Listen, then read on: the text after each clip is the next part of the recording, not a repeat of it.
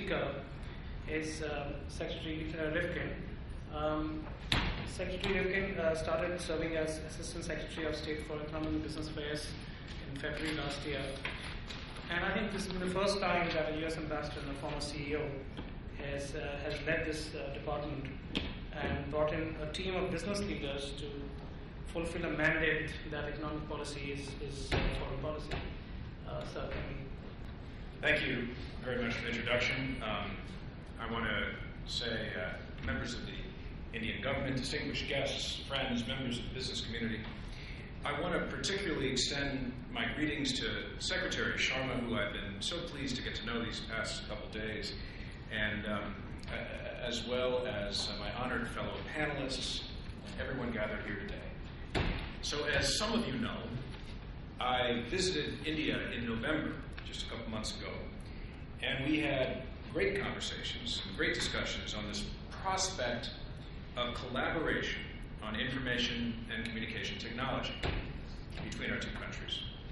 And that fits right into today's theme, which is working together to deliver a truly digital India that can realize our shared goals. And it's a theme that's very important to President Obama. It's very important to Secretary Kerry, who just had a successful visit there, and it's a huge priority for the State Department, and it's a huge priority for me personally. The Secretary Kerry, had a very successful trip.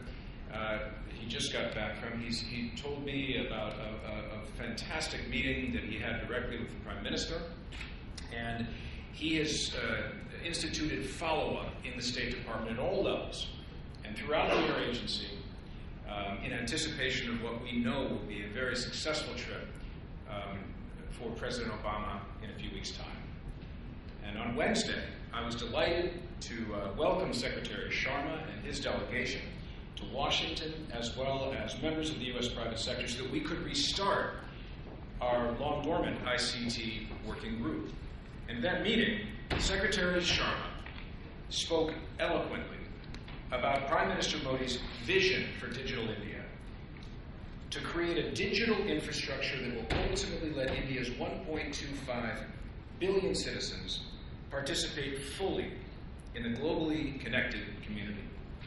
The United States fully embraces this transformational agenda, and our companies are eager to participate in India's future by investing, employing its citizens, and operating manufacturing centers. And I know a number of the companies that participated are here with us today. But to achieve these and other outcomes would mean allowing outside firms to compete on equal terms, with no government-imposed restrictions or requirements that amount to protectionist barriers. By removing these barriers, India's IT industry would have direct access to the global supply chains, which are so critical for its innovators and for its entrepreneurs. There's so much that our IT sector can bring to the table. It has the resources and it has the expertise to support Digital India's goal to bring broadband internet access either from the ground or from space, as well as mobile connectivity to its people. Our IT sector can also support India's aspiration to emerge as a manufacturing hub for chips, components, and systems, or help develop emergency and disaster communication networks. It can also support social networking, online shopping, e-health, e-learning, and e-government services. We've already begun to explore these and other topics in the ICT working group, as well as other issues such as the bilateral mutual recognition agreement, which could help us address the unnecessary product testing that hinders the flow of commerce between our countries. The world is already amazed by India's potential, from its use of internet-related technology to its adoption of social media to the growth of its IT sector. But when all these factors fall into place, and India will be better positioned at that point to realize its goals, and Indian slogans like IT plus IT equals more IT will have even greater resonance. And the stakes for both our countries are too high not to do everything we can to facilitate greater trade, greater investment, and manufacturing in both directions.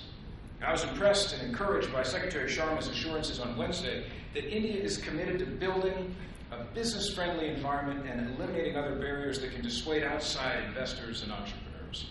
And I believe that this bodes well for our shared future, and that together we can help Digital India realize its goals and put both countries on course for even greater economic growth.